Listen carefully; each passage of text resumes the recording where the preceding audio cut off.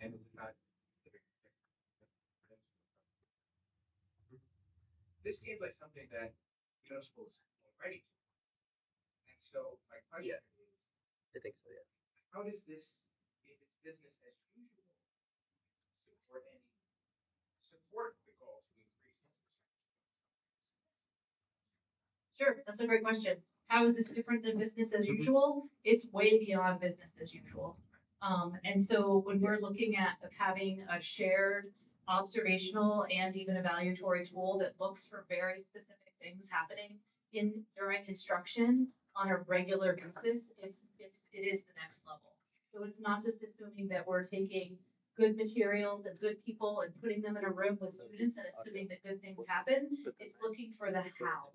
It's looking for what does it look like when you're in whole group instruction? What does it look like when you're in small group? What does it look like when you notice based on an exit ticket that you have a group of 4 students aren't quite there? How do you back up and what does that look like? Because all of that is the work of the classroom teacher as opposed to other layers of support that might come in. So this is like a really, really robust way of fortifying that very first level of instruction, because we know that we need to be doing more than what a lot of these just kind of curricular frameworks are asking us to do, and we need to put a lot more tools in the toolbox. We're making the tools mandatory. Does that help? I appreciate the question. It kind of brings up the point that these goals, we see goals every year, right? We're posting goals all the time, but there's so many parts to these that you don't see on the screen, such as teacher evaluation process. We're going to evaluate our teachers and give them feedback based on our goals that we have for our district and our school. And like, there's so many things that are involved in this. Our walks that we do, bring our teachers on walks to watch other teachers and learn from them, and those are part of this. There's lots that go into this, and we have the ability to share with you tonight. But we welcome you to come to us. Similar goal with math, increasing 60% proficiency of grade level. Nicole Bonnet has done tremendous work with this, connecting the middle school, the high school, and our elementary schools. We're really focused on those high leverage concepts. You can see the rationale right there, the 43 to 56% of students were proficient in math. We're aware of that. These reading and math goals are really important to us. These next many years, we've gotten our school to a place where behaviors are in a really good place. And this is now our time to focus on these, and we're really excited about it. Coaching cycles, we're going to use those to and data to strengthen our teaching. So our coaches are active and they're in our classrooms. They're having data meetings, meeting with teachers about the students who are struggling and ways that we can improve that. We're developing new programs and things that are also going to help with the data that we receive to provide students with what they need.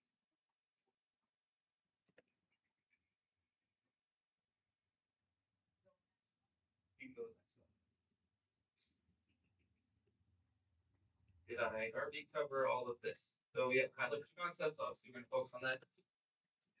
Coaching cycles. So coaching is not required, but it's optional for teachers. And we are working to, in our walkthrough process, to provide feedback. Coaches can't provide like formal feedback, but creating the culture and atmosphere in our school where coaches and teachers work together every day to improve something that's also part of this.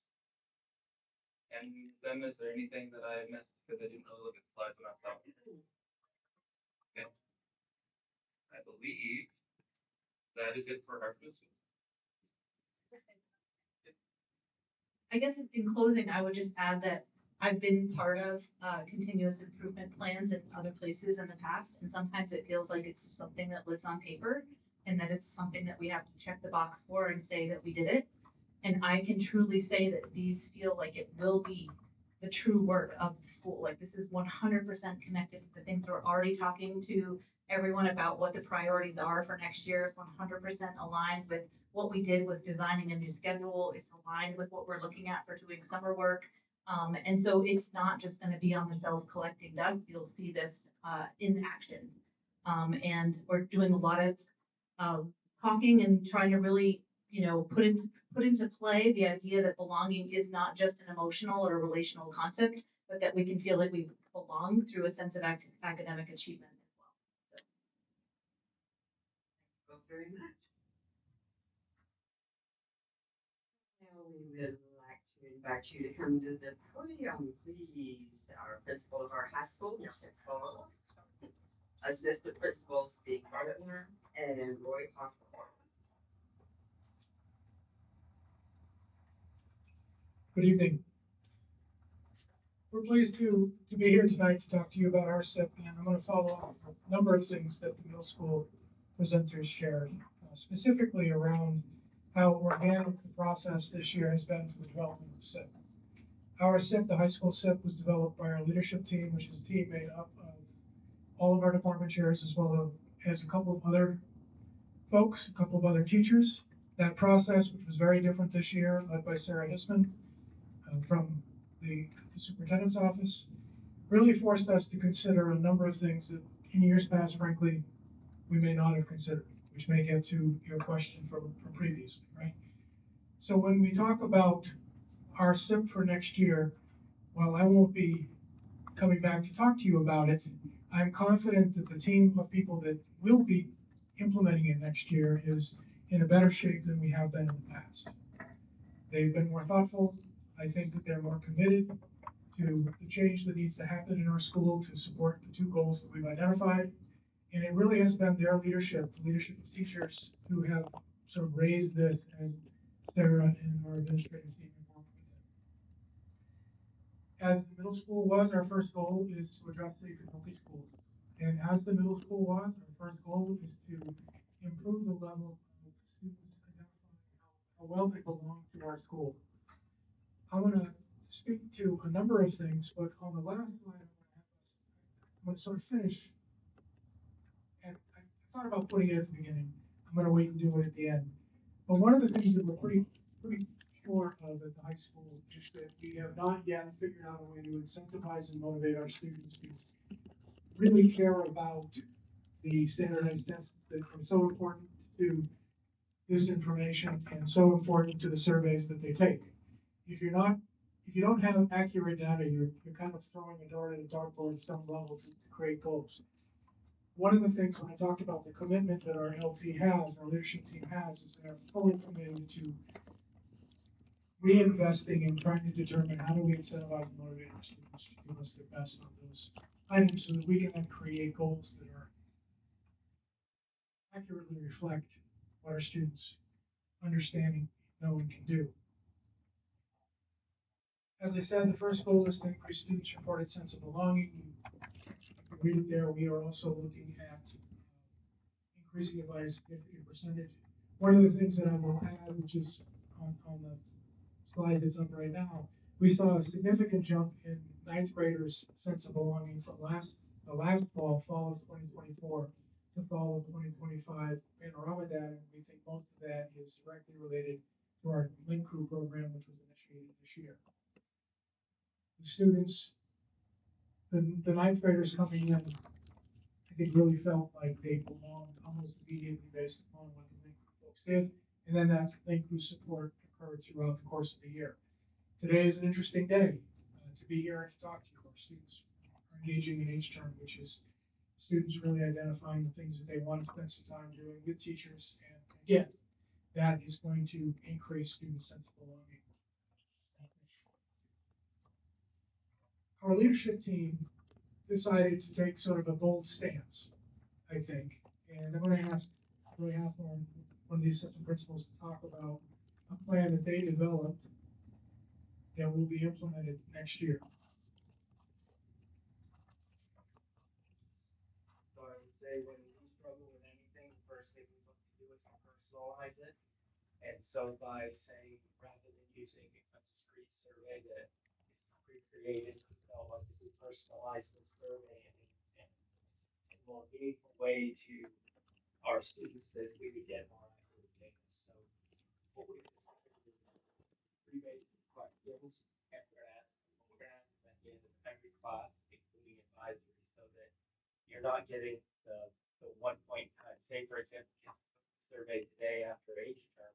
Well, I'm definitely connected with one specific adult. We spent the day together doing something we're all passionate about. That would skew the data in a way that would not be accurate as much as when the child had a really bad day and ended up taking this.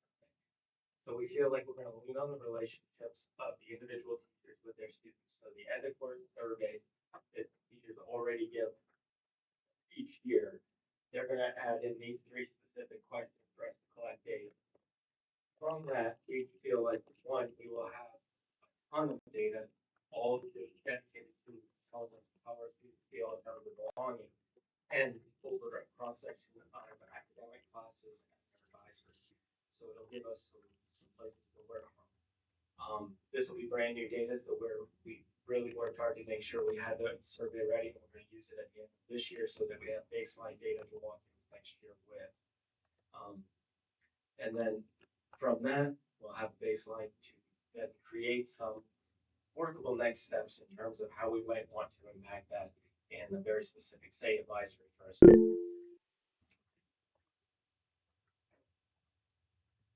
Just to add a little bit to that, that's not going to be instead of Panorama. We're going to continue to do Panorama, which really is designed to give us more of a global perspective on how our students are feeling.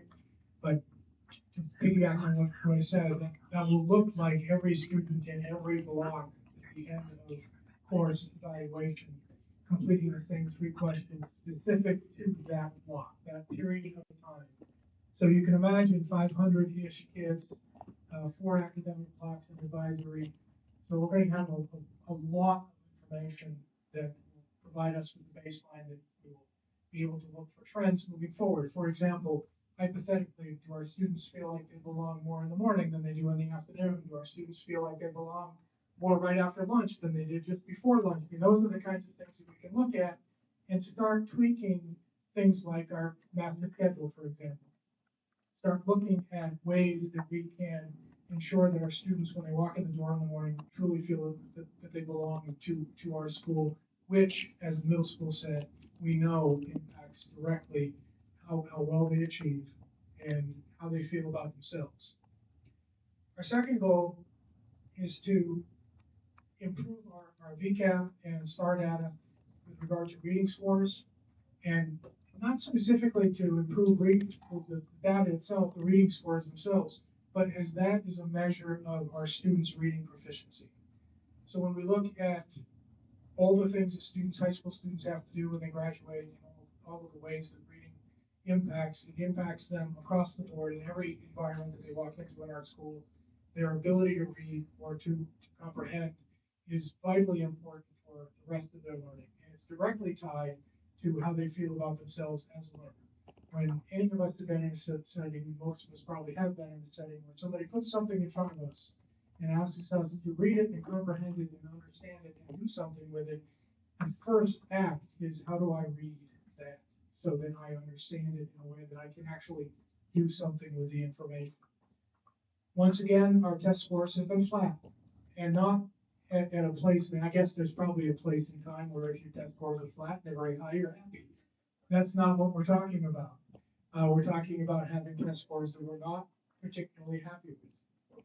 And we have done a number of different things over the years, and this year, again, I will have to give credit to our leadership team. There was a number of meetings where we discussed reading is the area that we all need to commit to because it impacts every single teacher in the building, every single student in the building, and that was the area that our goal needed to focus on.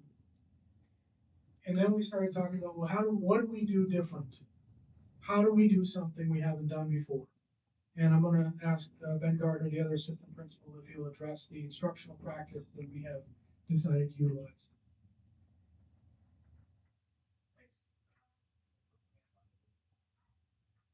So on the high school side of things, one of the things we're going to be implementing is the universal annotation complex text for all.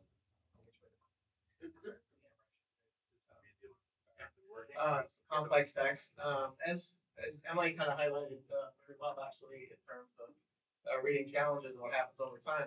At the elementary level, kids learn how to read, they learn how to read. As time goes on, they read to learn.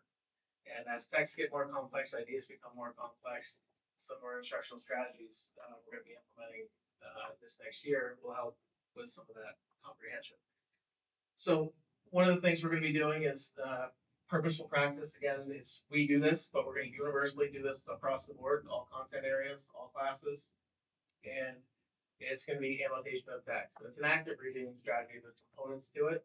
A series of questioning that kids go through, things that they ask themselves, things that they collaborate on, questions that text promote in their own thinking as they're reading, teaching kids to slow down, ask those questions, comprehend what information do I know at this point in time.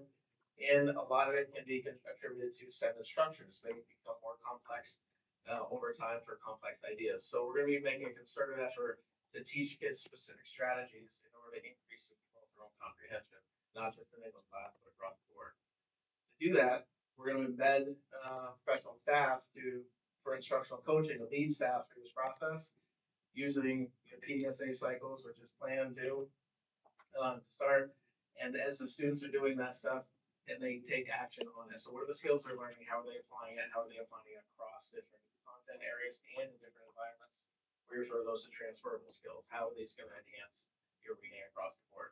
We'll be modeling, coaching, revision cycles, support, and again, the evaluation system we're going to be implementing.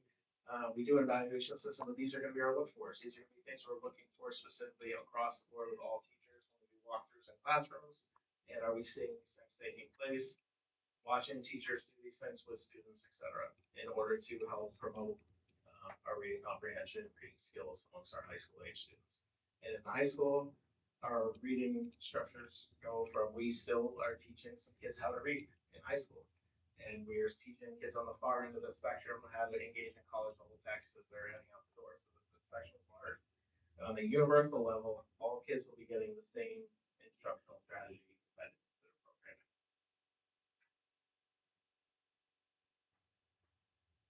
Thanks. I referenced this last slide at the beginning. It was interesting to sit with our leadership team, the folks who really, they're teachers. They teach every day. They lead their departments. They each have departments of 5 or 6 staff, and share with them the data that is being shared with you tonight, and seeing how frustrated they were by it. And this particular group of leaders, our leadership team members, the department chairs specifically sort of looked at that and said, it's just not acceptable. It's not accurate, first of all, and it's not an excuse.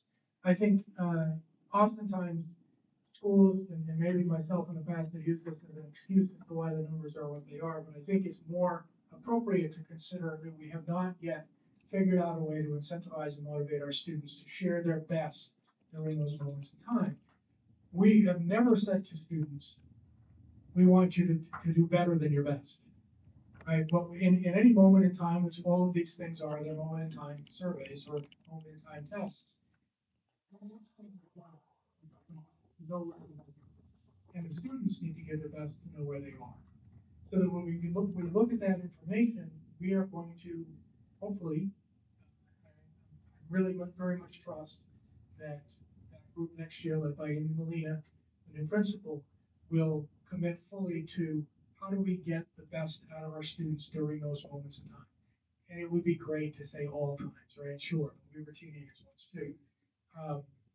But certainly when you're sitting at a test, some of it is going to do with testing environment. Is it best, for example, to bring 90 kids into the gym, sit them in a desk and tell them that they're going to be tested for the next 3 hours? Or are they better off testing in small groups with people that their teachers are there? And what does that mean to your schedule? How do you do that?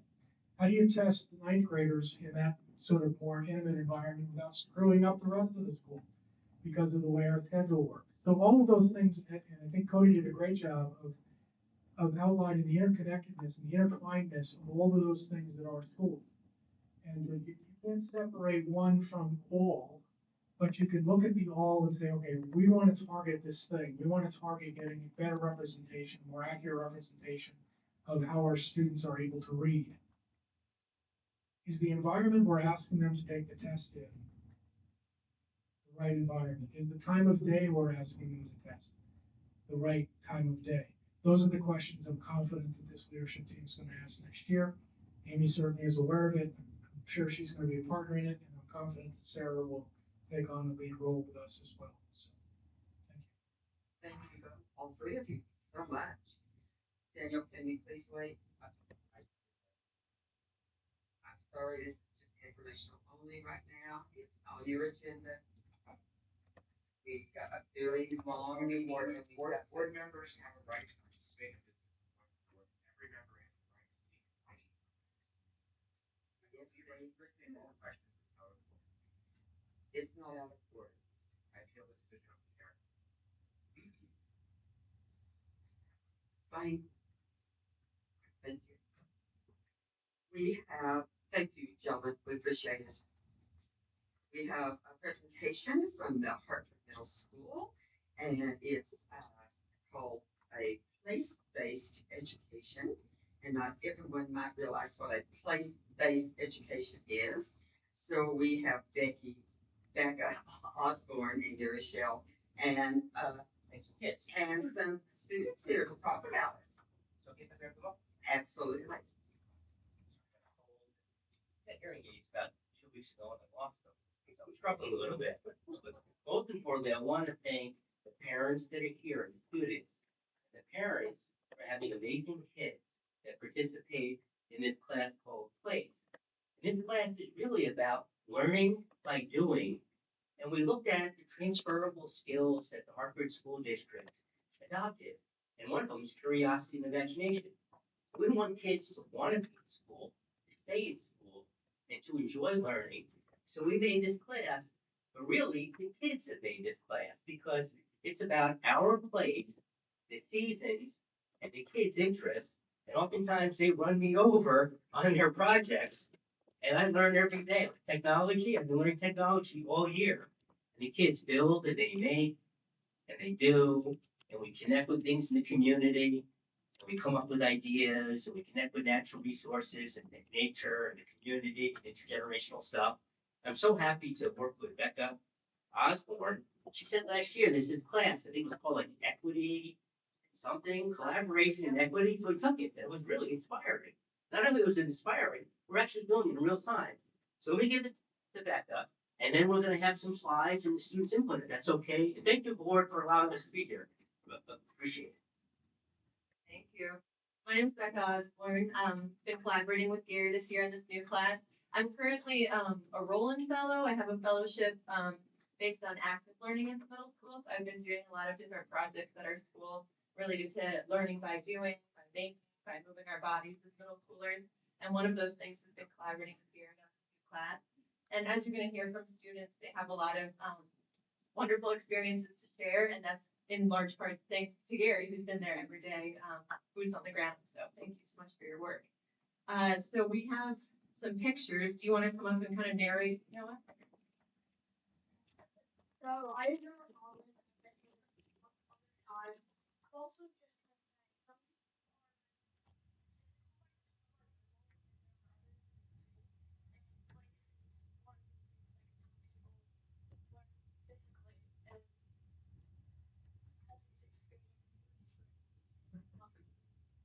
I just really, I think life is amazing. Me and other students, some have I get to know, but we're gonna share what we think about place. First slide. Okay. I think this gentleman right here will run the slides.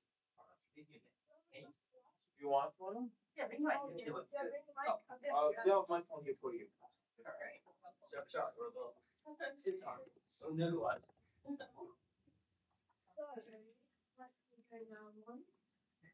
So these, at the start of the year, we had a fall apple thing where we pretty much picked apples. We picked apples and then we made apple cider. And because of Clay's class and Mr. Gary and everyone else, we actually get to go out in the community and learn. Actually get to like learn and interact and like find our interests and then go with them.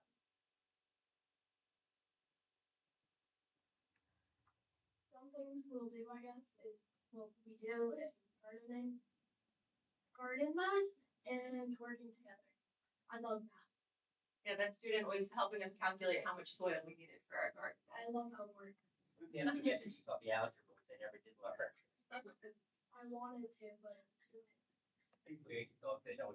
So some people like to do woodwork and stuff, and will want to make bird houses and stuff for the birds, and which helps the birds have a safe area to live and thrive.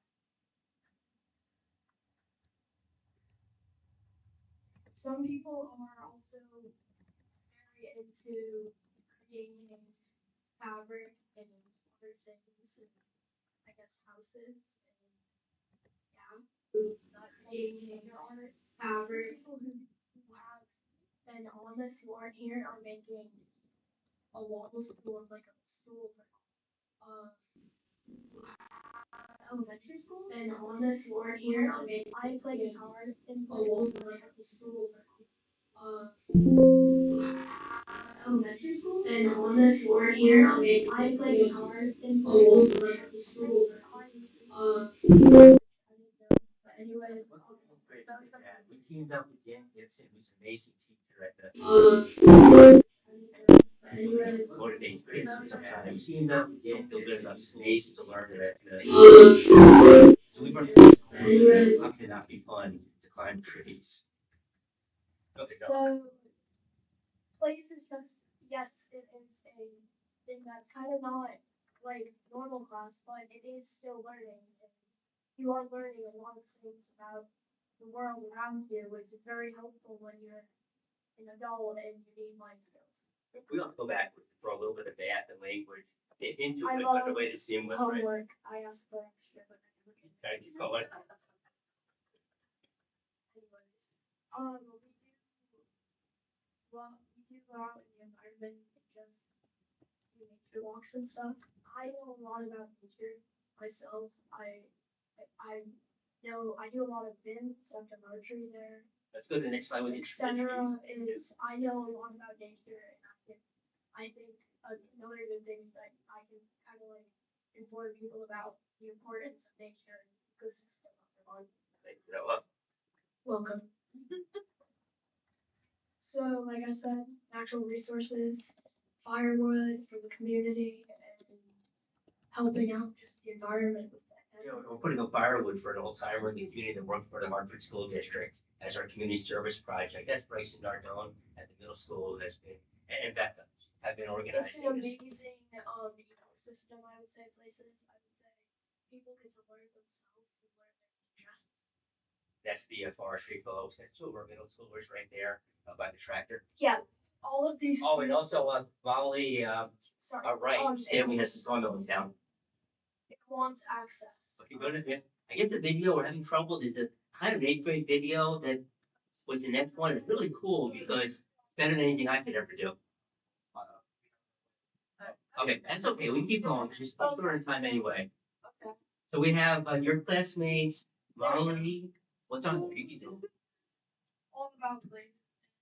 We'll have some quotes in here too. I myself know and enjoy life, and I think it's just that a lot of other schools have. I think if a lot of other schools had it, people when they come out of school would know more about the world and be knowing more about themselves. Place stands for create.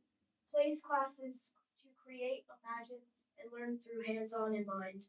I'm pretty sure that's a quote from Mr. Gary. Simple things. Hands-on learning not only helps with ideas building, it also helps with living in the real world. I'm also subbing for the kids in this part because they're not there. But I also have my own heart. So, what some kids think about place class? I'm gonna let some of the kids come up and share what they have. So, I'll be doing everyone who isn't here. So, Piper, who is a part of this, who isn't here, said exploring your interests through learning about different places. Junior, who's also not here. I'm just gonna not say who's not here because when they come up, it's gonna be anyway, sorry. Doing projects on what you like and getting to learn new things. A different way to learn through working with your hands more. Do you want to come up and share your quote, Mr. Gray? A curiosity and imagination in students discovering their talents in the place we live. Thank you. Keegan, do you want to come up and share yours? Yeah, Yeah, everyone will come up. Well, if you're. Well, they can everyone stay come- afterwards too. Yeah, everyone come up. Come on.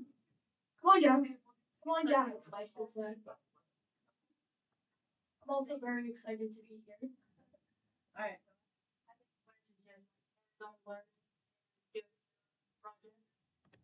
What you want to do.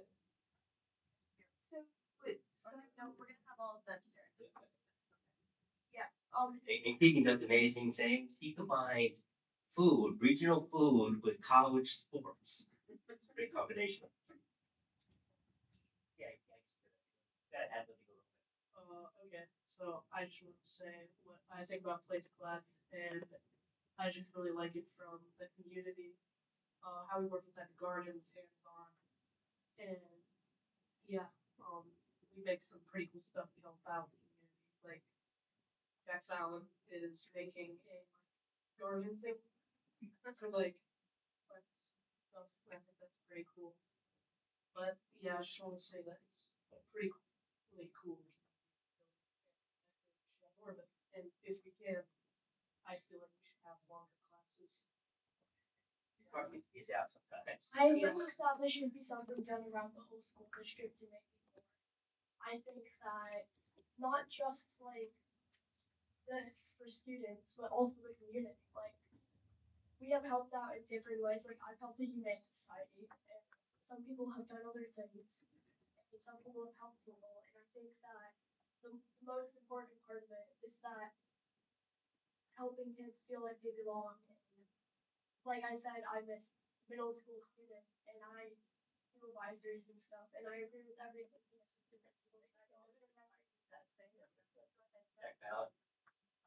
For me, late class has been a way for kids to express or learn new traits they usually would not be able to in a traditional classroom, such as like creating, uh,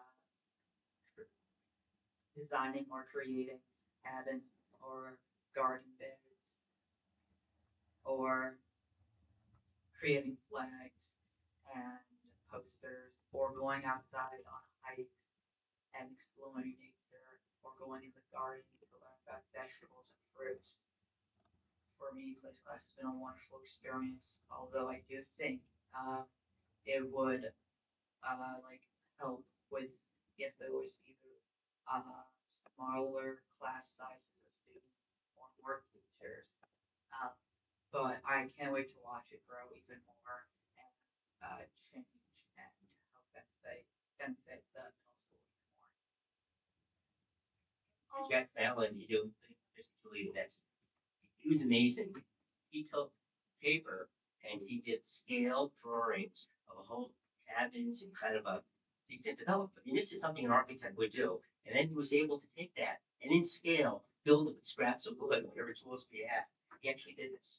Now, Julie is another amazing student. She's very quiet, but she gives me advice about gardening and the way she organizes tools and materials and works on things. Pretty amazing.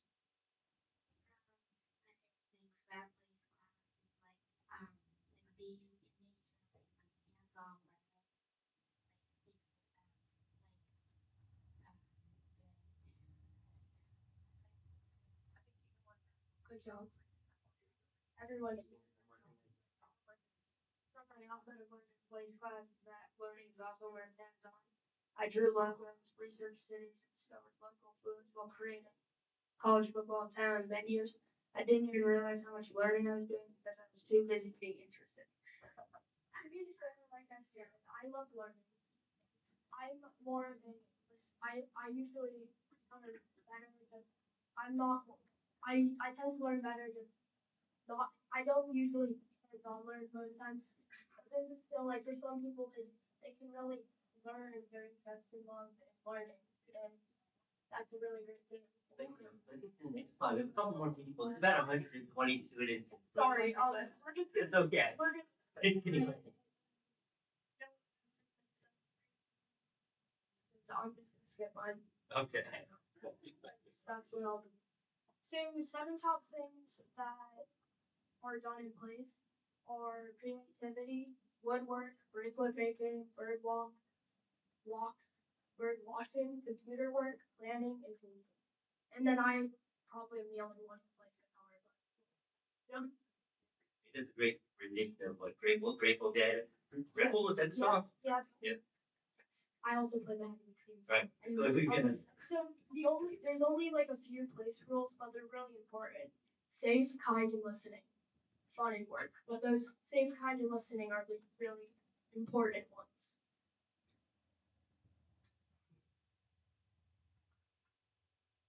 People can be themselves in place. They can express their feelings and do real world projects. That actually helps the community. And I feel like it also is a way for people to actually feel like they belong.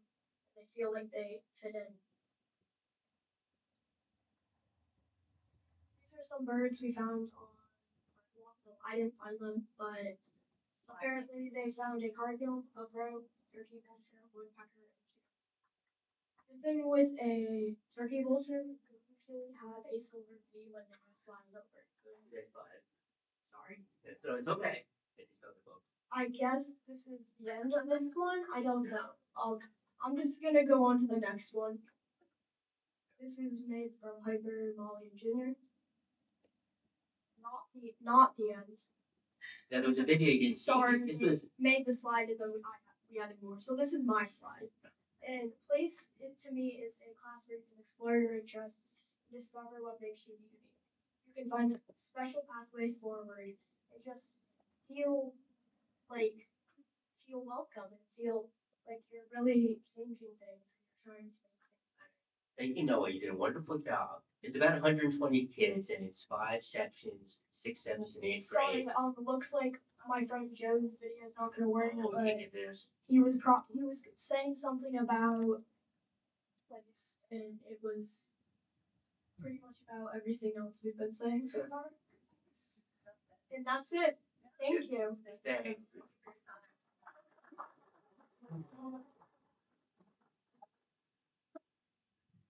That was outstanding. Thank you. And anybody have any questions? I know it's been a long night, so I don't expect that you would. I know the slideshows, the kids came up with that. I didn't even realize they made that. The video, I would love to get it to you if you can see it, because the video the 8th graders did, actually one in particular, I think it was Alice Carbonell, really was amazingly well done. The kids are so talented. It's really pretty cool to have this opportunity. So thank you for inviting us. Thank you.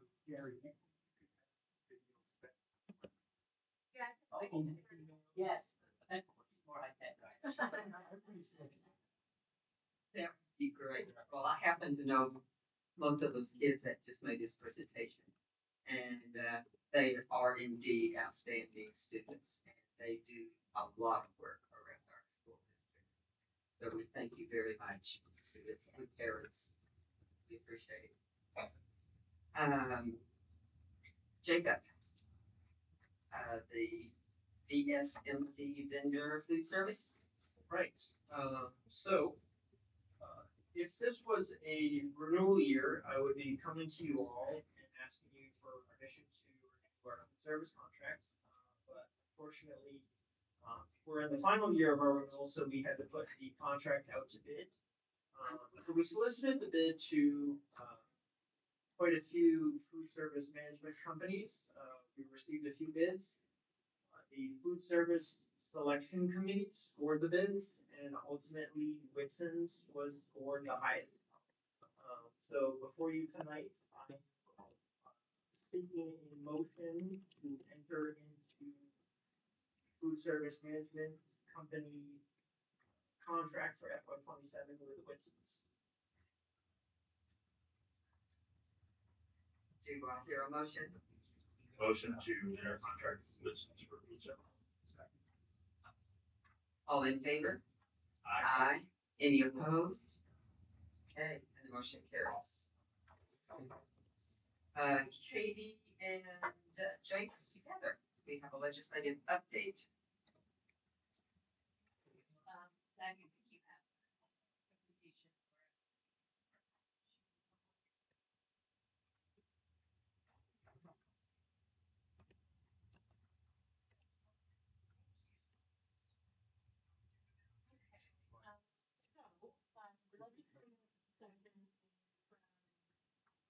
come to a halt. As I said, we thought it would be helpful for the board to have updated information as possible. In fact, right before this meeting, I was looking at the chart that the executive director for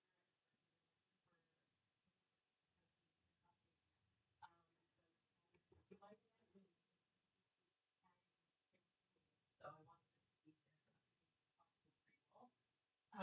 So tonight we're going to be talking about four different pieces of legislation that are still in flux at the legislature, among many others, but the most relevant to Vermont education transformation right now. Jacob's going to start by talking about the yield bill, which we brought up to the board on a couple of different occasions at this point. I'm going to talk about H955, which is formerly known as Act 73, education transformation and what's happening with that.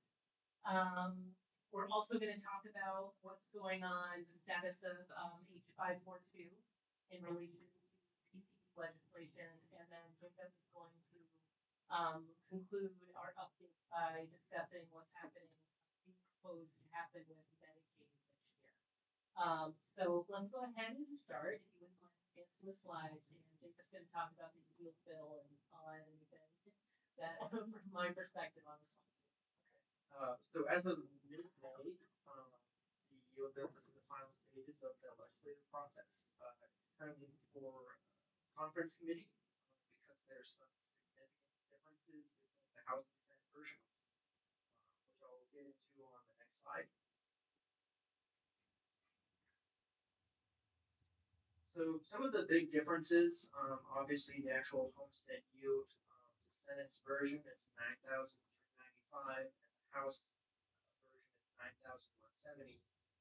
And when we look at what this actually does to tax rates, so with the House's 9,170, that actually amounts to a 1.3321 tax rate versus the Senate's 9,395, which gives us a tax rate of 1.2993.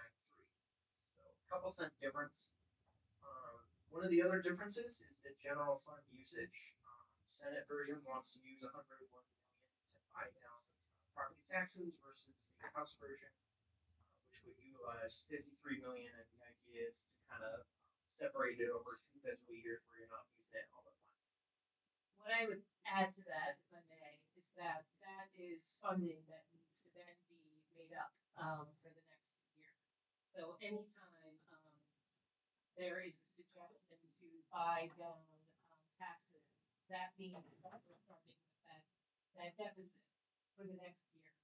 So that's why you've heard a lot of discussion among the Vermont Superintendent Association, the Vermont Principals Association, the Vermont Schoolboard Association, is because it basically puts us in a position where we're having to adjust our budget to account for those deficits over time. So one of the other factors is the excess spending threshold. So the Senate's version is much stricter, which would drop it down to that 112%, which would lead us to that $4.3 million reduction that I was talking about.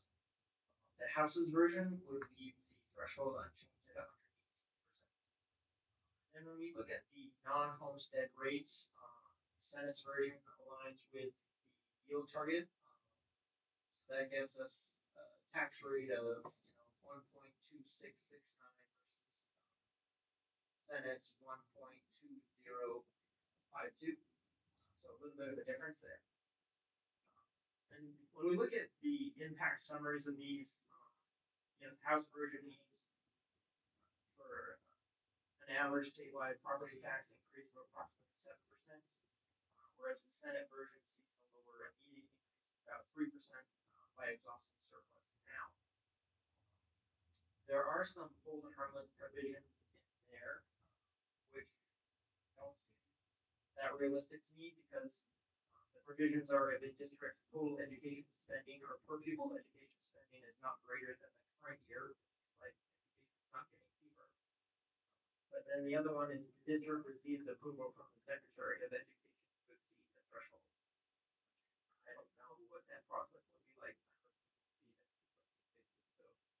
real hard. Well, I mean, if you think about over the last several years, just what health insurance increases have been, over the past few years, it gives you an idea of what position you'd be in if we were just trying to increase by, the rate of inflation. Virtually impossible. Long-term policy, the debate continues over whether to use those one-time funds for temporary relief, which would be the versus ending the reserve, which would be the house of growth. And just a reminder that paying from the 118% to the 112 for excess spending would be that $4.3 million reduction. Pretty good help. And the house, you might have seen in the slide, with the chart, the house was considering maybe kind of meeting in the middle at 114. Again, I don't think we've modeled that out yet, but it would be significant. I mean, basically you just cut the 4.3 in half. So we're still at like 2.15 million, as a starting reduction to our budget. So still a significant impact. All right, here's where we are currently. Again, winds are changing by the minute, by the second, on ed reform. So the latest form of this bill is to create what are called CESA. They are Collaborative Education Service Agencies. And one thing that the board and in public might not know is that we already take advantage of the collaborative right now. It's called the Vermont Learning Collaborative, and it is basically the Southeast region's answer to sharing services. We've already, as a district, taken advantage of some of those services, and it has come at quite a cost savings for us. So, for example, we could access and have the Vermont Learning Collaborative for a consultant, for example. We might ask them, which we have done, to look at, our behavior systems in the district and as an external set of eyes. And that consultant would come in and they would observe our systems, they would interview our teams, and they would give us a report with recommendations. So that's one way in which we could use them. We also could use them for mental health support for students. You can use them in place of, a designated agency that's either not available in the community or doesn't exist, those kinds of things. So this proposal would at minimum put together those by region for special education services, business and administrative services, transportation and facilities master planning, and curriculum coordination and professional development. So that would be at minimum what those CSAs would have to contain as far as cost savings. But the Senate version would also add the state funding capacity for construction teams, which means, and we've talked about this before, the Senate version would basically decouple capital infrastructure improvements and bonds from per pupil expenditures. So would, in essence, allow you to get below that excess spending threshold and not be penalized. Again, depending upon what happens with the and it would also postpone the action that's currently in the EQS on class size minimums until a foundation formula goes into place. And I think for those of you who have been closely following this, the rationale at the start of trying to mandate consolidation is that those foundation formulas do not operate in the way in which they're intended if you are a small district. So if we were to use a foundation formula right now, for example, because we're small and not at the scale required for the foundation formula to be effective, meaning, it wouldn't cause kind of a catastrophic reduction to our budget. That is the intended impact of the foundation formula once scale is met. So this is the seesaw map that was. Before you go on, explain how this piece is funded? We gonna pay a subscription fee or So fee or something? as it stands, the intention is to have like committee studies of how PFAS would actually be formed in these regions. So it's yet to be determined how that would work. Service offer required mandatory if you opt in elements of particular. That's yet to be determined as well. So there's a lot of unanswered questions, which is why part of the bill proposes study. Some of the things in that, controversial, at least in the Hartford School District. Because if you'll notice that kind of, lighter blue, that includes us, the Hartford School District. So if you could actually put your cursor a little over there. So the other blue on the other side of the state. Yes, yes. So we would be in that region, which is the northeast region. So you can see that the Hartford School District would stretch all the way up to the Northeast Kingdom and border Canada. So we saw that as being a considerable problem. I have been in touch with our local legislators about the placement of us in this region, and the fact that we are services to the Vermont Learning Collaborative. Our representatives have been talking to the Senate Ed Committee about this. And I'll share because you should all know that I also spoke to Senator Fogg, who is the chair of the Senate Ed Committee. And what he said is that the committee is aware that this is a troubling placement for the Hartford School District.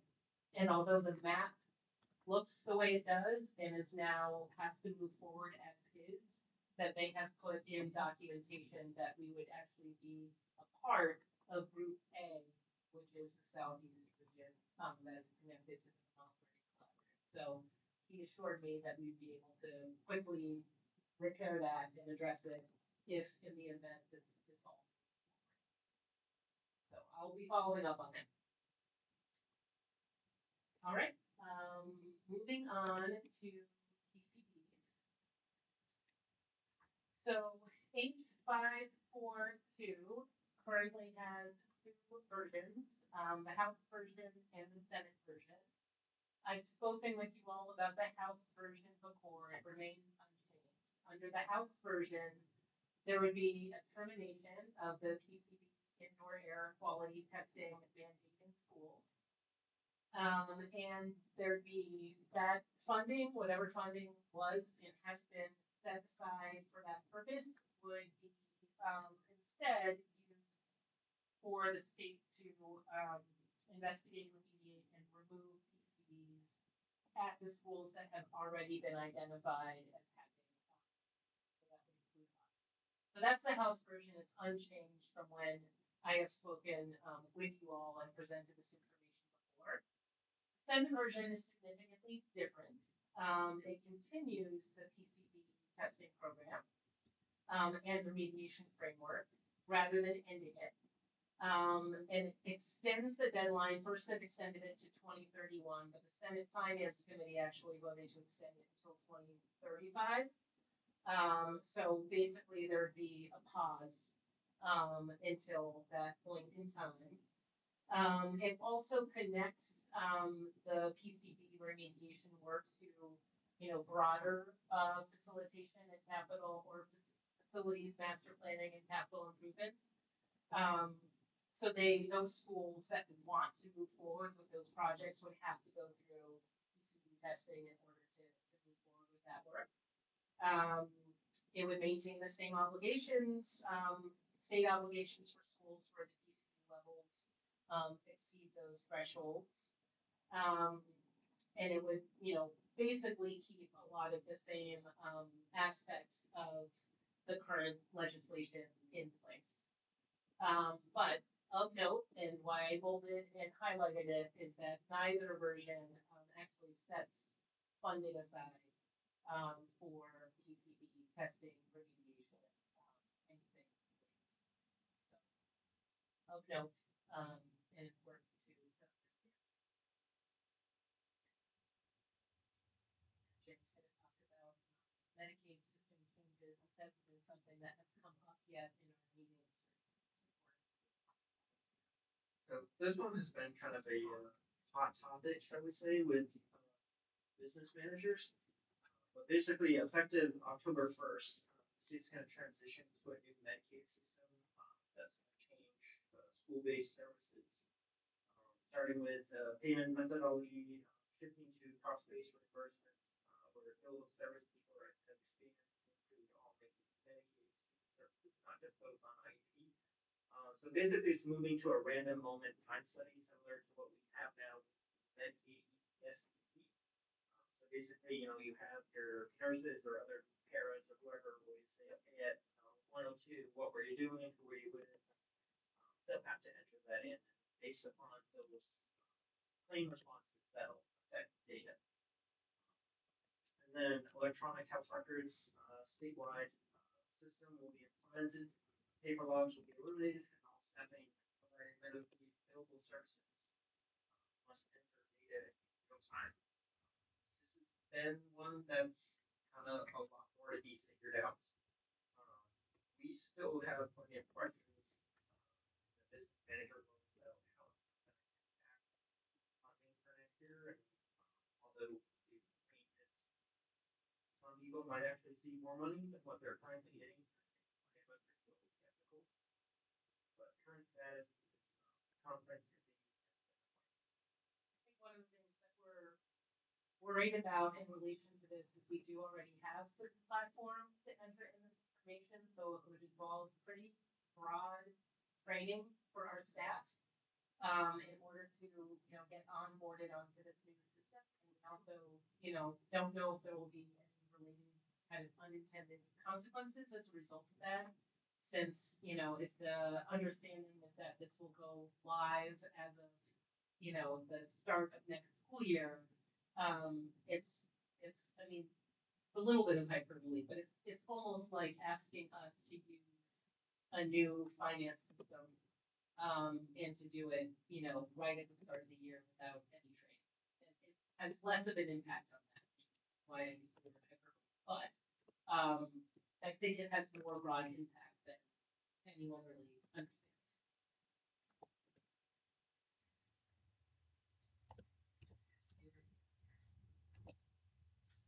Thank you both very much. Yep, it's also in the board materials, not in the actual package. I wanted to be as fresh as it could be, but it's in the folder section. The digital folder.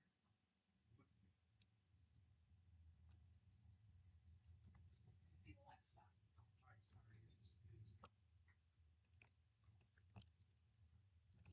Jacob, internal control check. Okay. So this is just something that I give to the board, you all per 16 VSA 242A. This is just an internal controls checklist for you all to be aware of what we do, how we do it. Nothing's really changed from the past few years where I presented it to you, but two things that I always like to highlight are not all checks are made out to individuals or businesses. In the event of petty cash, it might be made out to HHS petty cash or something like that.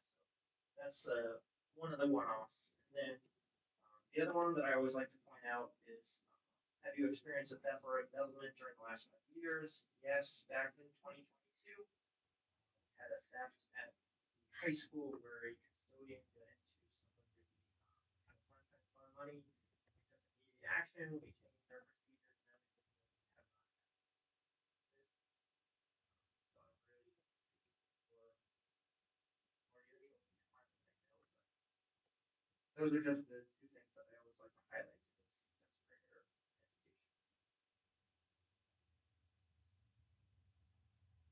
So the board does have an opportunity to ask Jacob questions about this if you have any questions on this.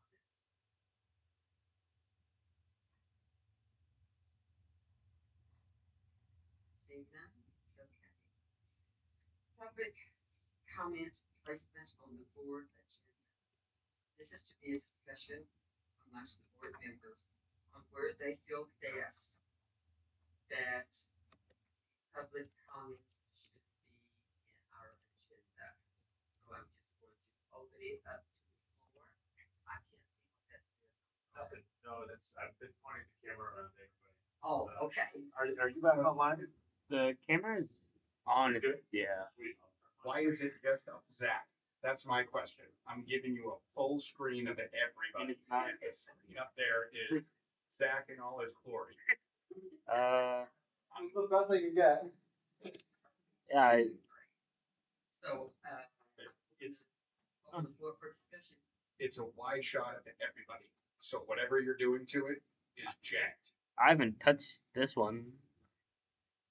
I believe it's just Google Meets, just being Google Meets. Yeah. That like makes things It looks like it's just zoomed in somehow, which, again, not my monkeys, not my circus.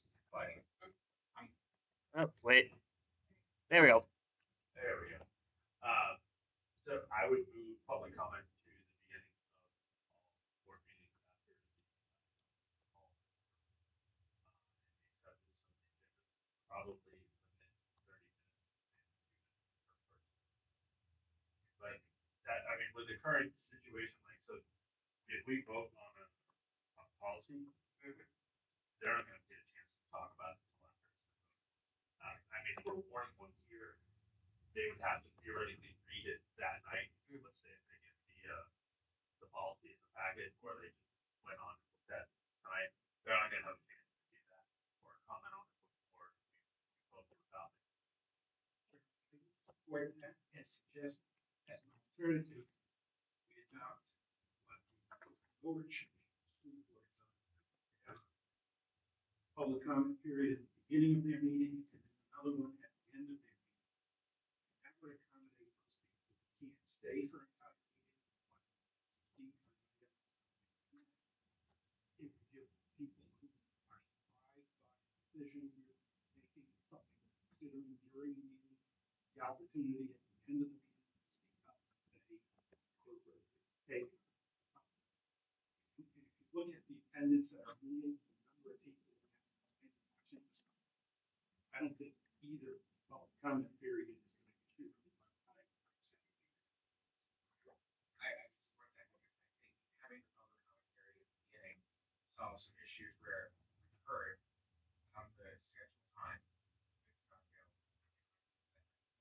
Plus, having the public ability to help us ask maybe better questions when it's time for us to report. As well, at the end, we can always reconsider decisions, if there are other questions that were sparked during that conversation that the public is not part of, they're not on the board, but that we would then.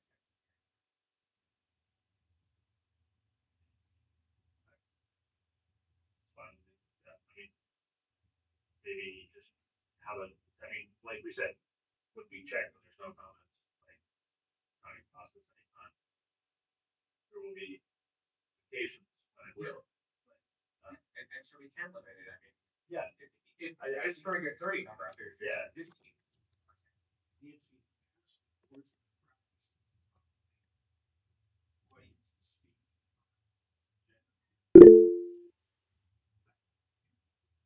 I don't know.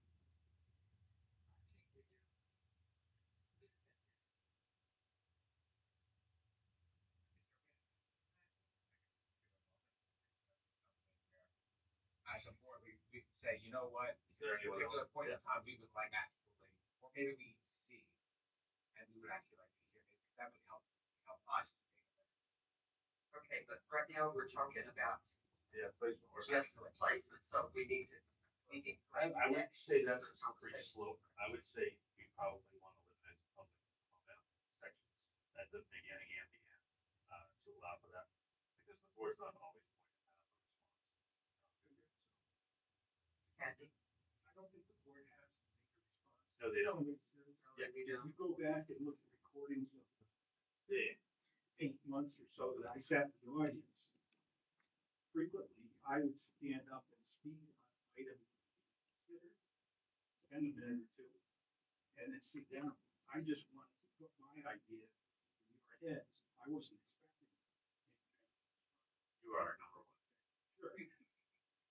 And we do have listed on each of them, every time on the agenda, what the possible comments would be coming from the board to the public for their comment. One of those is that there will be no comment. There will be what? There will be no comment. And we used it numbers of times. Sometimes we have conversations, big conversations, and then it goes beyond that time limit that we're trying to adhere to. No, I don't have any objection to that. This is what appropriate response might be. I just don't want to see it lose an opportunity for the public to share discussion of agenda items they feel strongly about. And their comment doesn't necessarily fit in before or after. They've got an opportunity right now to speak on an issue we're going to vote on. If we adopt them before and after, it means they're going to have to make their comment on the assumption we're going to take some action without knowing what action we're contemplating. And if it's at the end of the meeting, their comment's going to be, "You disappointed me by the action you took this evening and didn't give me a chance to express my concern." So I think I'd like to see us continue letting the public speak. And again, we'll be sitting up here, there's nobody in the audience most evenings. So, I would like to mention someone is raising that hand online. Okay. All right. Just a minute, and we'll get to the one online. First, I would like to finish up with the board members. Kathy, you have had a chance to voice what you think. I don't have a real strong opinion on it. I think my preference would be to.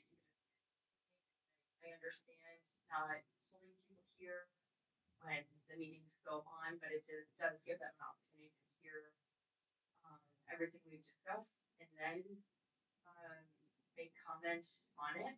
I think if we're going to, my preference would be if we're going to add a beginning and end, we hold to a time limit to keep our meetings going, and that I would not be in favor of allowing people to come from the audience or during presentations, things like that. I would like all comments then reserved for public comment in the interest of time and staying on time. In some situations, it's been disruptive when we actually have a guest speaking.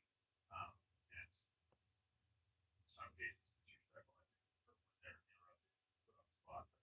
Right. And I really think that's the board's responsibility to ask those questions of the folks who make the presentation for the most part.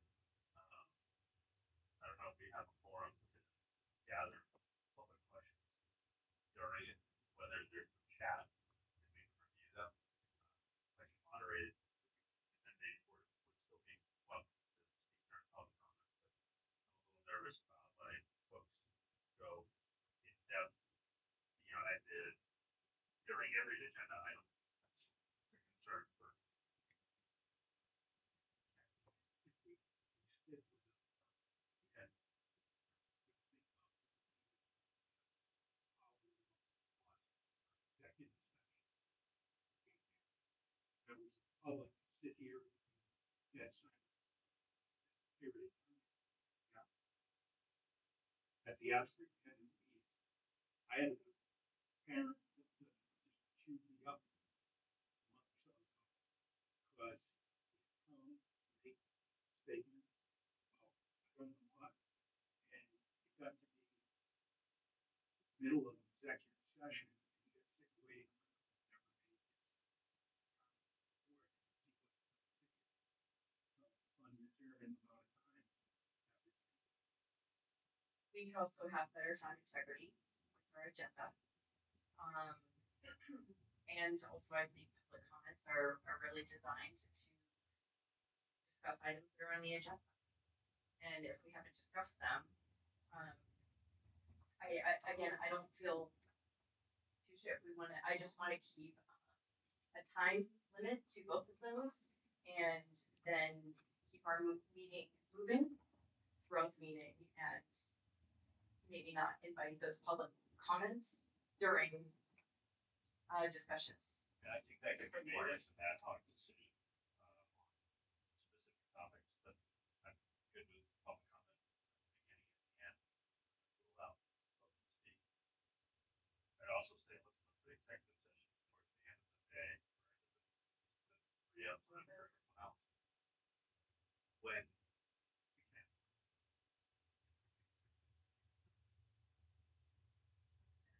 It sounds like you've got it. Okay, that's, I don't think we need to vote on it, it's just how you're gonna write the agenda going forward. Whatever we think we decided there. okay, so, We can vote on it. During a potential board action Yeah. listed on the side. So I would move that we have a public comment period at the beginning of every meeting after the changes to the agenda item. And a second public comment period at the end of the meeting before the adjournment. And both of those can be limited to some minutes per person or total time spent.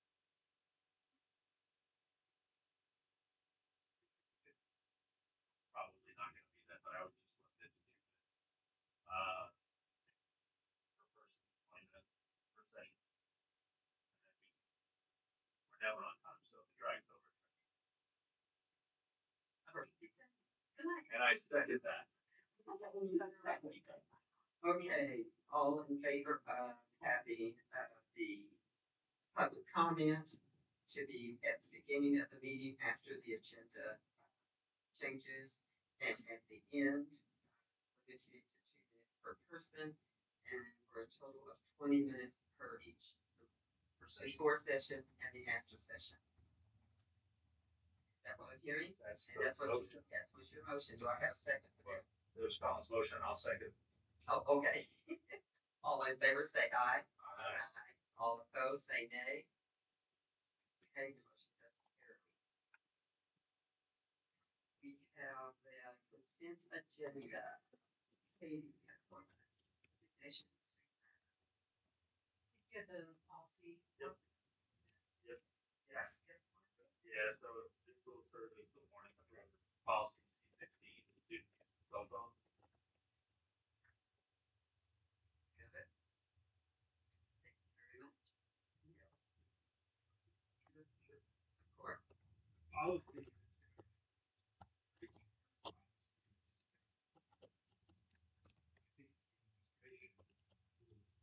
Determine rules for. Should we be seeing the proposed rules before we adopt the policy?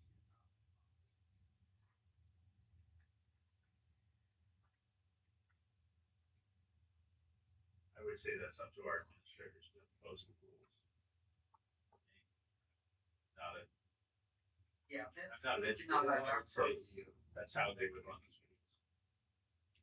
You think, Yeah. It's in the policy itself that the superintendent, head of school, or designee shall establish But it's also in the policy that there won't be cell phones on school bus. How do you do that? Are the kids supposed to leave their phones at home, have any access to the phone? When they're on the bus? That's what we have to figure out as part of our review. It's a fairly new policy that the AOE Yeah. designed, required policy. I understand.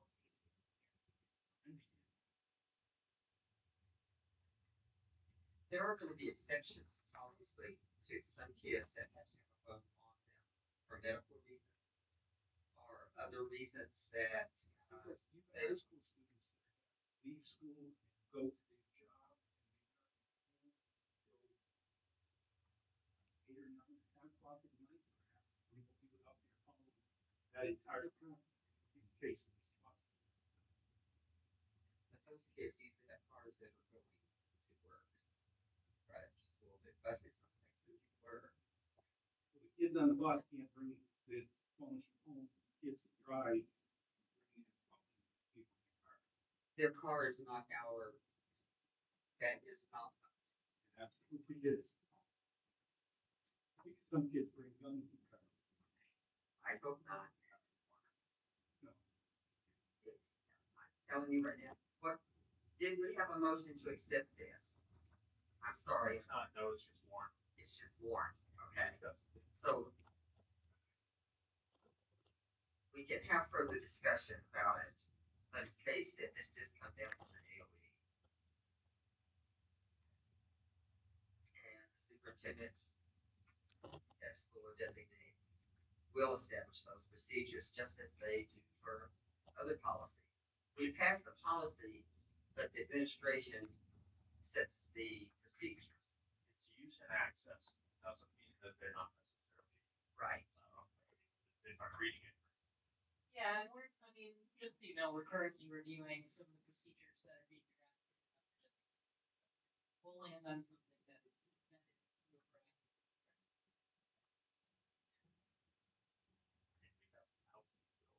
Yeah, that was just clear. Not as effective. No, it's. Never mind.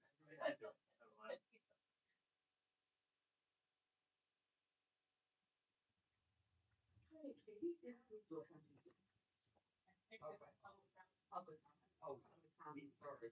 That's what we should talk about. The actual public comment. Public comment. Yeah, somebody. One straight to the room, yeah. Oh, John. Good evening, everybody. Sean Kelly. So I'll keep my comments brief, but I'll start off with the place discussion that we just had this evening. I have to say Noah is an inspiring student. So we'll start out with the positive, which I think is really great for the district. Try to take advantage of that excitement that he has, and whatever we can do to promote that, the district really should look forward to that. So the next thing I'll do, and I wasn't planning on talking about this, but because the discussion was weak, I'll make a comment. So when we have the middle school and high school and talk about that, present their continuous improvement plans, the board should have the opportunity to discuss. Well, discuss. You guys need to understand what they just said and then provide direction.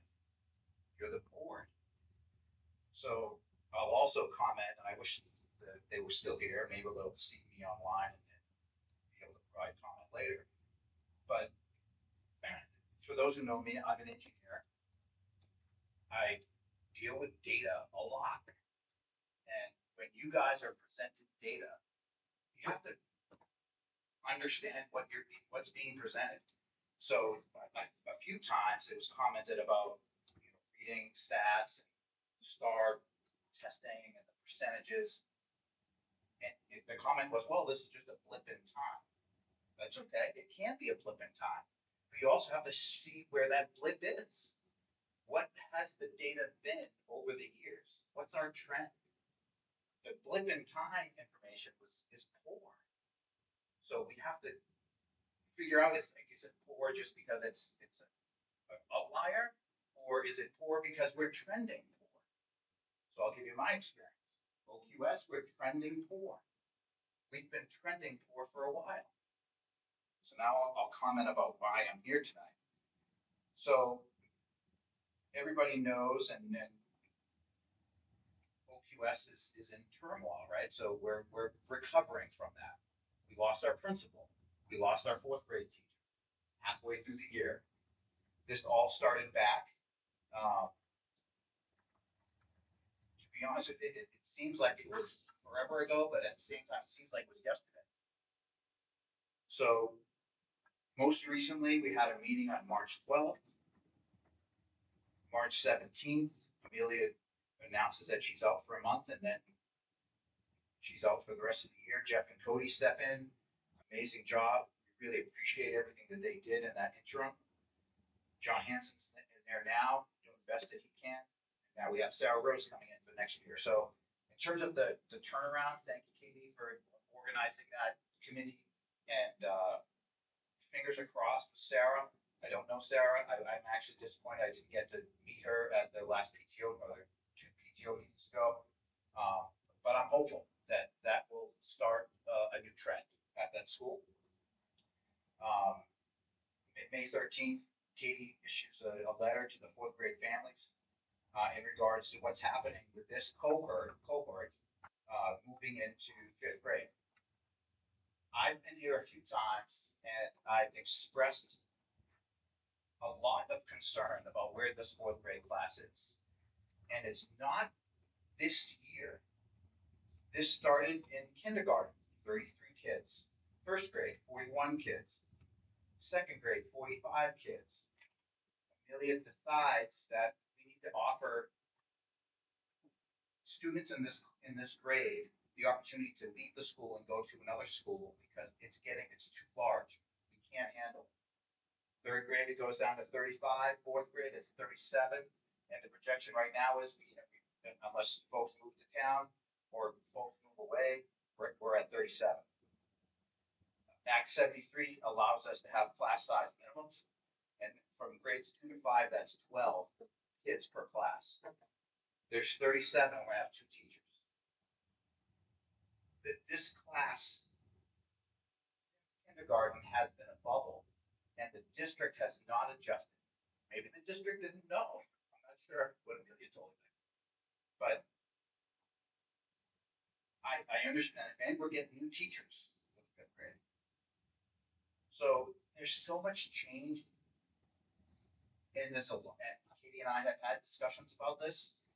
There's a lot of anxiety right now about what's happening, and I'm not sure if the board knows what's happening. So I hope that they do. I hope there's communication between the administration and what's happening at the school. I appreciate the communication, but I think we have to have more. We have to, because of, it's been 5 years, 5 years of this struggle, and we're not serving this class for some reason.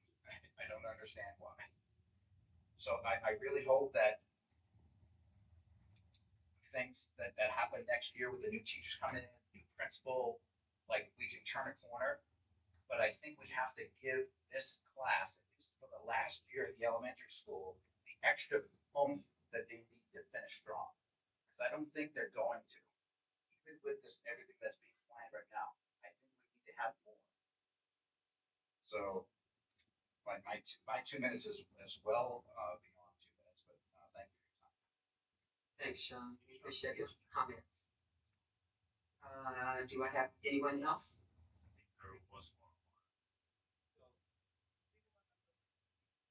Okay.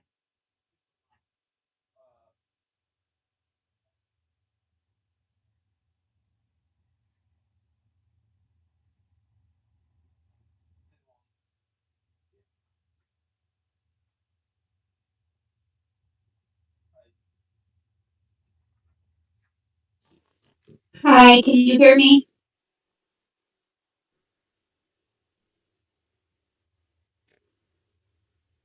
Can you hear me?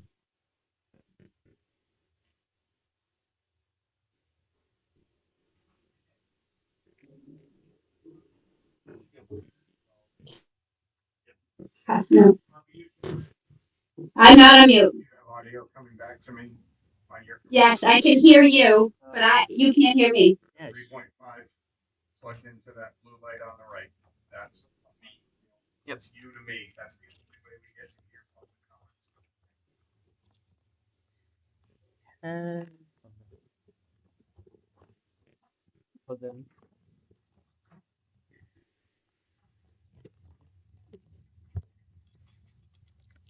that's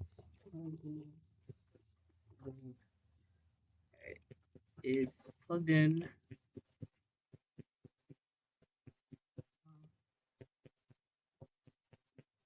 Wanting to work it.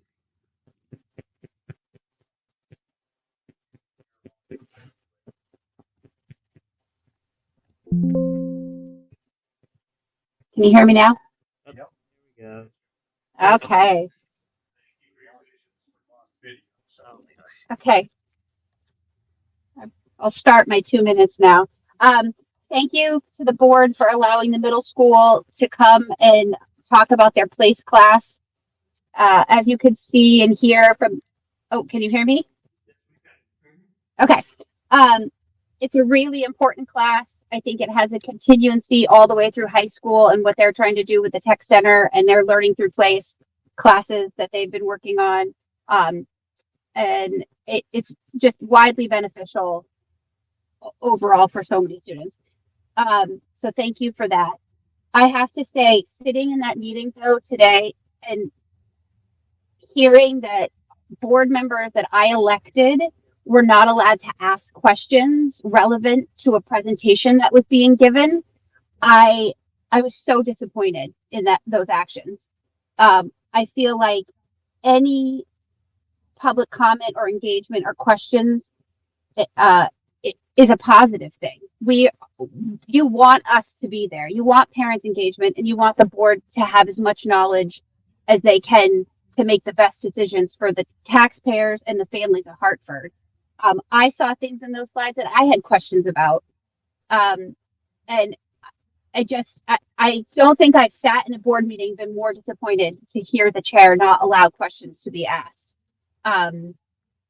I frequent school board meetings, and I am a participant in as many school activities as my kids participate in. That has to be a part of the public engagement is our board members asking questions and the public being able to ask questions. I know there's this debate about public comment. It should be through the whole meeting. Honestly, 100%. If there's a question that needs to be answered, it should be the time and place. Those meetings should be for questions and discussion. I don't think there's again, very disappointed with the board's action tonight. Questions should be asked to the administrators that are running the buildings every single day. And I will leave it at that. Thank you. I know we're not supposed to respond, but I do think there's a little bit of information. The continuous improvement plans are drafts right now. So the intention, and I'm hearing that it's not going over well, so I wish I could have rethought it before with my admin team. The idea is that as we get to June, which is our last meeting, that's when they're going to be in their most final form. So that's why the intention was to have Sarah come back with me to be able to answer any questions that the board has now that they're in a more final form, closer submitting our consolidated federal grant investment. So that was the idea, and I should have led with that last time, but the intention was not to shut down questions. The intention was to make sure they're in their most final form to give them an opportunity to then question in a comprehensive way after the administrators have presented what they have been working on and question plans more final. Here's the question. Building administrators. Here a question. Might make draft better in final form. They understand that there's something that they're saying in the presentation which isn't clear to mere mortals working this stuff. It would have been much better. Did you notice Emily said her name in the middle school? Yes. When she got Daniel's question, she lit up like a Christmas tree. She wanted to deal with that question, and both she and Cody were excited to respond to the question and fill in something that wasn't clear to Daniel. It would have been a much better use of our time to be able to ask them questions or point to things that we might disagree with. I'm more inclined to ask questions as opposed to argue about something they're presenting, but opportunity is missed, passed. We're not going to see those building folks again. We're going to see a couple of different district staffers try to handle questions that should have been asked of the building principals. I think you really need to be careful not to eliminate or refuse to allow us to ask questions of people if you think it's a draft presentation that's so draft that you don't want questions, you shouldn't bring it to us. I would suspect those presentations are fairly in their final form. I noticed there was a little bit of difference between what you published on the website that's available to us and what was presented tonight. So we're still tweaking things, apparently. That's fine. But just shutting us out of the process of understanding what that continuous improvement process is not contributing to us understanding what's going on in the district and being able to guide, which is what our role is supposed to be. I just want to correct something though. It wasn't, the intention was not to shut out or refuse any opportunity for questions.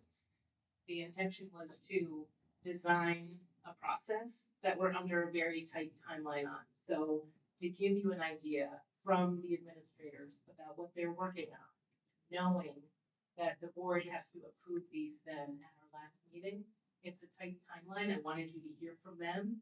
And I also wanted to get them in a more final form. That is an error in judgment. I'm happy to take that. But please do not characterize it as not wanting questions. That's definitely something that we want from the public. I appreciate that. In that vein, given that these will come to the board, and the board will be asked the question, do you approve these or not? And in order to do that, the board needs to understand them fully, be able to make an appropriate decision. Would the board think it's helpful? Would you think it's helpful for a select committee of the board to help and work with you and the administration to develop these?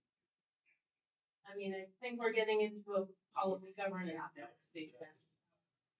So, I mean, I do know, here's what I can offer Daniel as a response. I do know that there are some districts that have bigger boards that would have a committee that's an education quality committee that would, meet to review plans such as this and perhaps bring, questions back to presenters and administration. So I definitely seen that model before. But we don't have that luxury. We have 5 people on the board. And I know that that each of our board members are kind of like running over with information right now and with having to other things that have to be happening very soon. And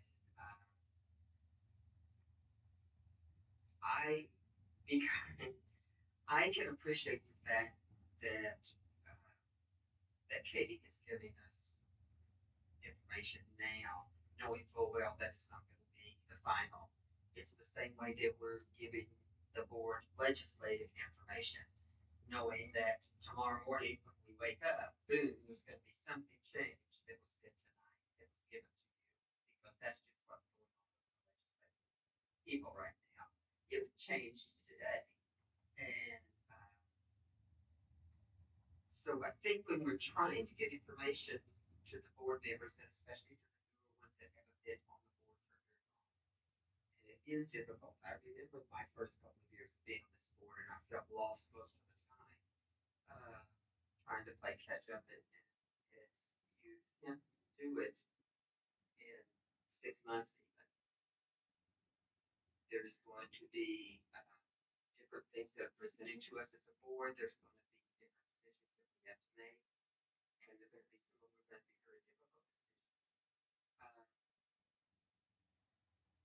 And I appreciate having a little bit of advance notice of that before that happens, so that I can understand why the changes are being made when the final presentation comes to us, either through a legislative motion or from Schall, who comes in from with questions on what's going on at OQS or the presentations that we're giving. I think it's really difficult. We want to know all the answers. We want to know all the questions, the right questions to ask. We want to know all the right answers to give so that we can make these education decisions. Sometimes we just have to wait to get that final report.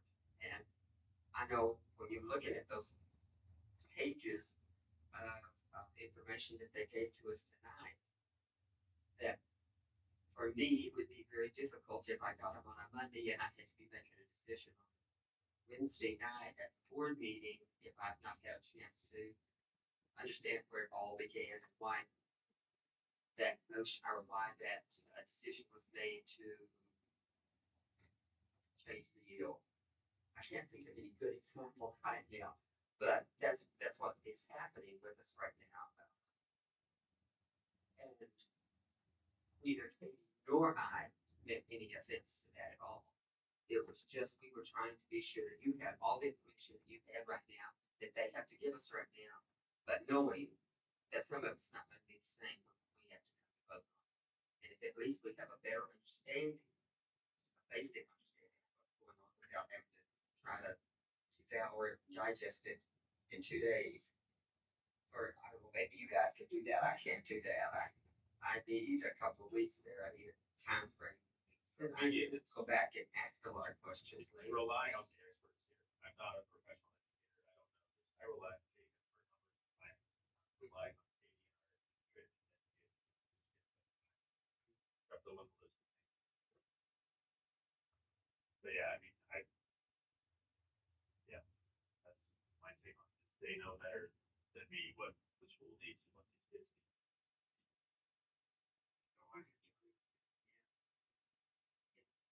I think there have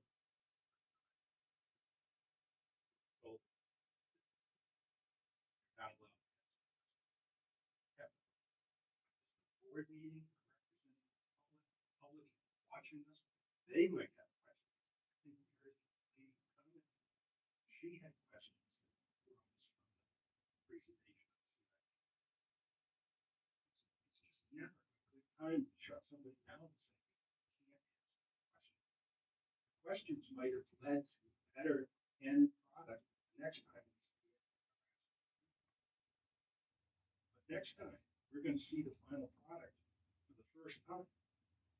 We have questions. Any solutions?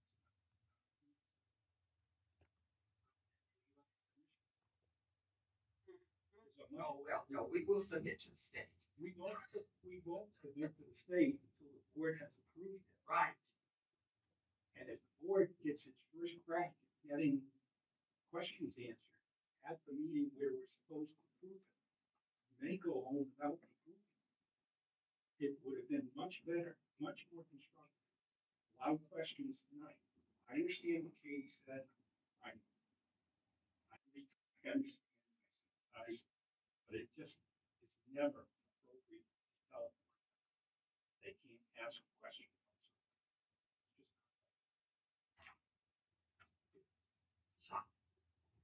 So I take this quick opportunity, constructive feedback or constructive criticism in terms of the two presentations for the SIP. So for the middle school and high school, I can tell you I prepared for this meeting, and how you do that is you just run to the Google Drive and see what the documents are. So on the one side, you gave the document that showed the slide deck for both high school and middle school, and then you gave it looks like the form that they have to fill out. I'm not exactly sure the process of what it looks like, but one said drafted, one said nothing. It just looked like it was a final.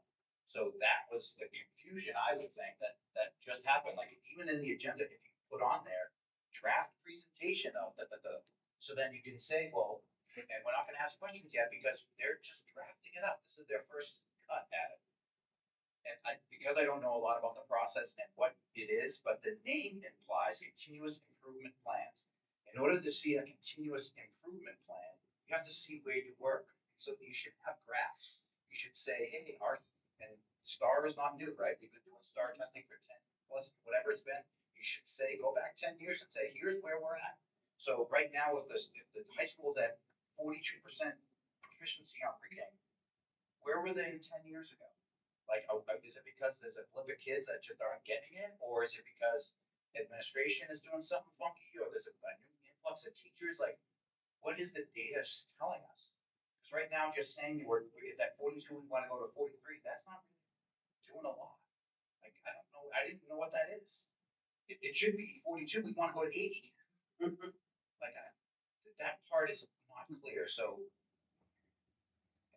it's probably because I don't know enough about it, but that's good to hear, because I don't know enough about it. This is my first time.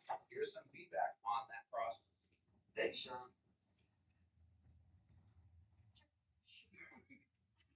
You waited long enough. Thank you for waiting. I just wanted to thank you. Sorry. I am Bree. I am the food service director for Hartford School District with the exception of Whitehurst.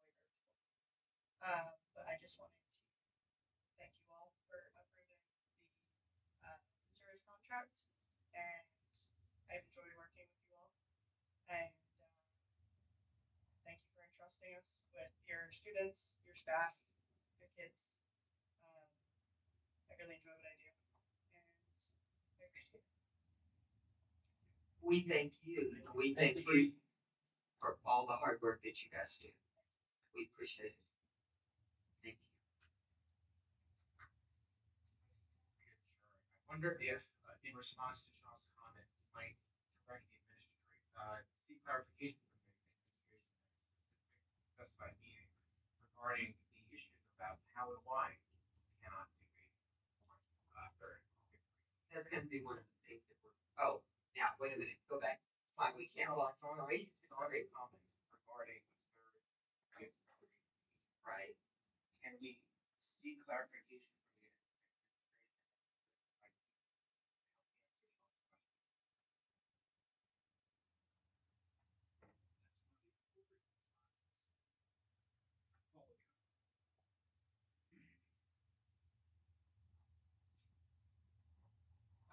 We don't hire the teacher. Correct. So that is an administrative duty, not a board duty. So a parent comes in, makes a comment on the board about the problem that he's been experiencing all the 5 years child has been in that grade up through that grade. And one of the appropriate responses is to seek clarification from administration. Why can't we ask the administration, what is it that prevents you from that section? We could ask the administration that, but we cannot ask the administration to hire another teacher. We're seeking clarification. That's what I said. We can ask them why, but we can't ask them to hire another teacher. Right, so Can we do what? Give me more here. Can we seek clarification from the administration at a specified meeting to answer Sean's question regarding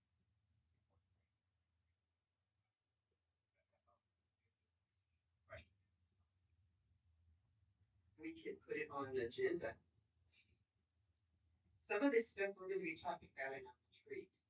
Remember the long retreat all day in June. August. When's our retreat? Our retreat's in August. Sorry, GSPA's is in June. Gotta get myself on that one.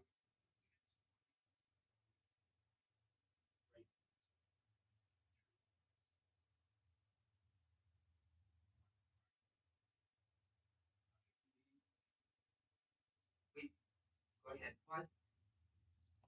Just one. Just one. June 3rd.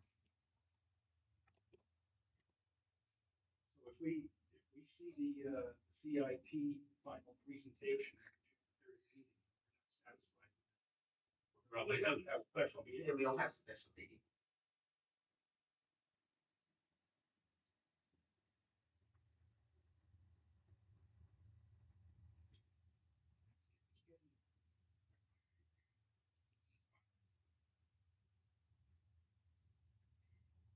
Maybe can we go to the consent agenda, please, for appointments? Oh, wait, what? So are we asking to seek clarification? Not No. At a future specified meeting. Yes, I said we would absolutely do that. Yes, we'll talk about that. Okay. We're specifying. Uh, yes. Okay.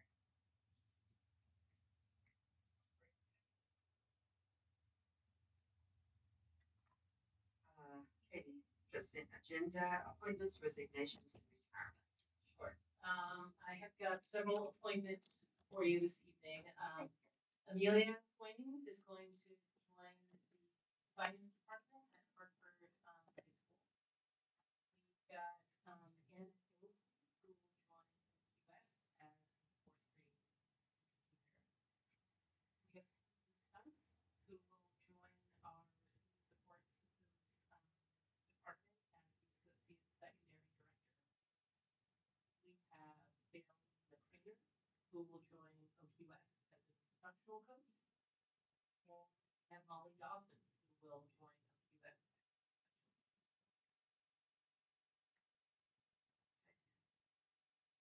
Do I have a motion to approve the consent agenda with the appointments, resignations, and retirements, and the meeting minutes from 5/6/26? So, Do I have a second? on the appointments of the meetings.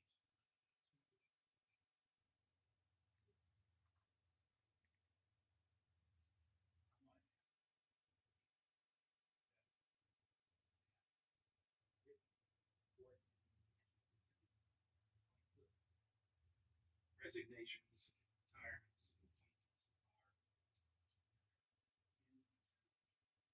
Absolutely no discussion.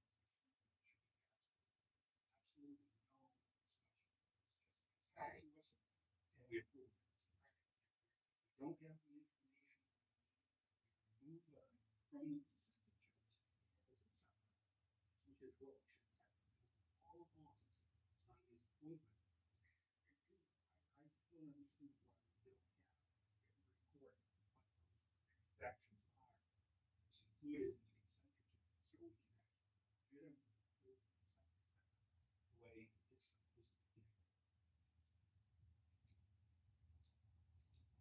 supposed to be. To my knowledge, what we're doing is perfectly legal and the way that we are told to do it. If you put things in the consent agenda that you don't have to have discussion over. Don't have any discussion or materials presented to you at the point. It's something you've been given and consider before you approve it. Just like the minutes that have been in the package for days. Right. Right. From last meeting. Right. So to clarify, you want a list of names that are just being appointed or resigned? I want the list to be part of the package that we're given to prepare for meetings. And I want there to be absolutely no conversation about what's in the consent agenda. All those names that Katie just read are gonna be lost. They'll go in the minutes, perhaps, as they were spoken. We'll have to go and dredge through the set of minutes for this meeting to figure out who was appointed. If somebody were to ask, who are all the people that came and went during the year, we couldn't go and pull from our agenda packets. We wouldn't want to anyways. I would go to Alicia in central office. Like, that's where personnel records would be. I have the right to call Alicia. No, we should ask Katie for, I mean, why don't we just put it in the Okay. board package? There's just no reason not to. If I can just chime in here for a minute, sometimes this is like last minute stuff where Katie is literally meeting with the person like the day of or like before the board meeting. Obviously, like we want to get them like hired in the schools this weekend, so that's part of it. I get that, but in my old board, if the superintendent didn't meet the deadline for preparing the board package and delivering to the board ahead of the meeting, then that hire or resignation, whatever, went on the next agenda. And that's what should be. A little bit of regimen, and you have all those names available in the board package. I don't want to waste any more time on it. That's my feeling on the consent agenda. There should be zero discussion. Otherwise, it's not a consent agenda. We should be making a motion to remove something, the appointments from the consent agenda. We should be handling it as a separate item. Even then, you have to have a printed list to look at. May I make a suggestion? We can absolutely add the list. I think, what I would request is that we had the flexibility to like amend it after the fact, only because, and the only reason I say that is that if we delay our hires, when we're losing them. So I would ask that we submit what we have as soon as we have it, and then amend after the fact if possible, so that we can include hires in a prompt way and not lose high quality candidates.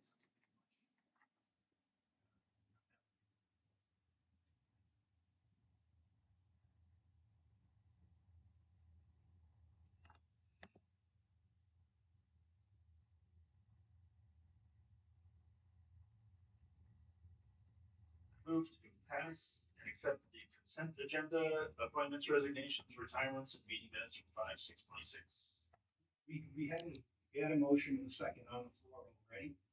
I didn't hear a second. I just called for discussion. Okay, gotcha. All in favor, say aye. Aye. All opposed, say nay. And the ayes have it. Our next board meeting is June the 3rd. Meeting evaluation, please, for someone. Anyone?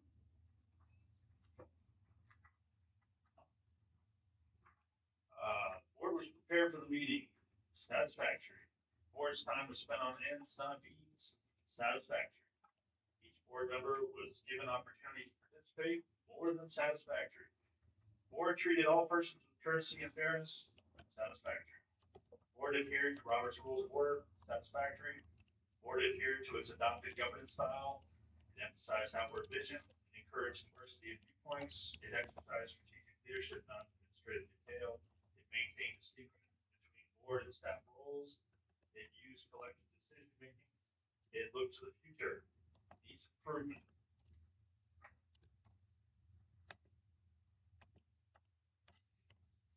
Do I have a motion to adjourn? So moved. Second. Second. All in favor? Aye. Aye. All opposed? No nays. Thank you.